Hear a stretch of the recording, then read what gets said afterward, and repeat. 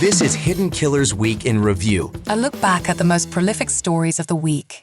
You're listening to the Hidden Killers podcast with Tony Brueski. Featuring attorney, guest, and former felony prosecutor Eric Fadis. James Crumbly. He's the father of Ethan Crumbly, the school shooter at Oxford High School several years back, where he executed several of his classmates. His wife, Jennifer Crumbly, already charged 4 counts of involuntary manslaughter.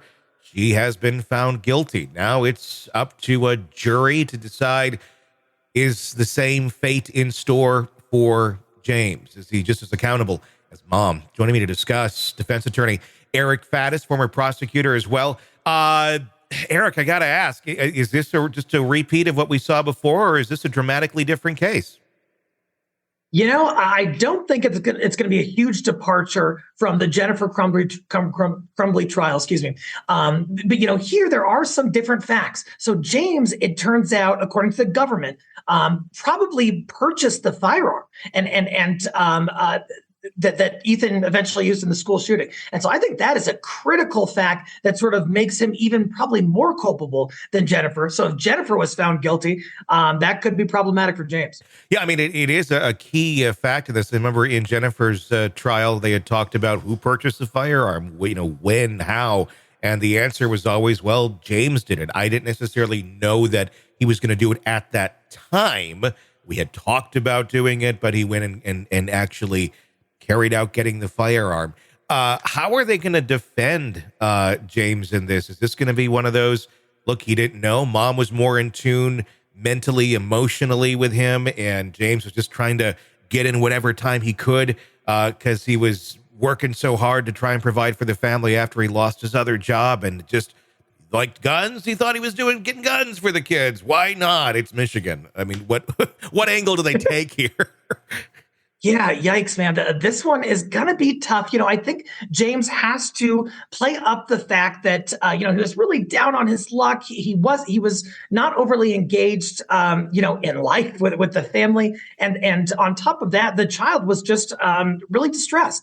And so I think that James needs to point to sort of just how chaotic the situation was. The fact that Ethan was, of course, the individual who carried all of this out, that Jennifer played a role. And in fact, James, as uncomfortable as it might be, can blame Jennifer at the trial to say, hey, look, you already have your pound of flesh, government. It's Jennifer who was convicted. And she, if anyone else besides Ethan is responsible, it's her. And so I think that might be the approach they will take, as uncomfortable as that could be for a family.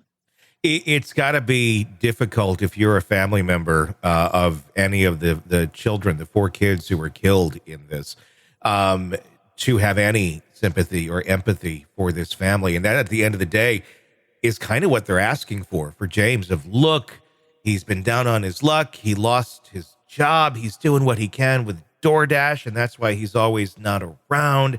He didn't know. He's a victim here too. I don't know. I mean, everybody works their butt off, this seemed like, just kind of your average, lower middle class family that was doing what they could to keep ends met. Imagine, a lot of the jury, is that going to resonate? Or is, at the end of the day, like, look, we're all doing the same thing. You just seem to be too distant. Oh, yeah. I mean, he's not the most sympathetic defendant. And not a lot of people feel sorry for James Crumbly. It's not going to be some kind of pity party that's going to somehow get traction with this jury and gain him an acquittal. So I think if he touches on that, he has to do it in a sensitive fashion that keeps in mind the gravity of the horror that his child caused. Yeah. In Jennifer's trial, they had brought in several school witnesses to the trial, people who were actually there the day of the shooting, the firsthand accounts, the trauma that they went through. This is a trial that's not necessarily about the shooting itself. It's more so about what led up to the shooting, what enabled this to take place. Obviously, at the end of the day, it happened. Is it appropriate to have people come in and recount the horrors of ultimately what happened here?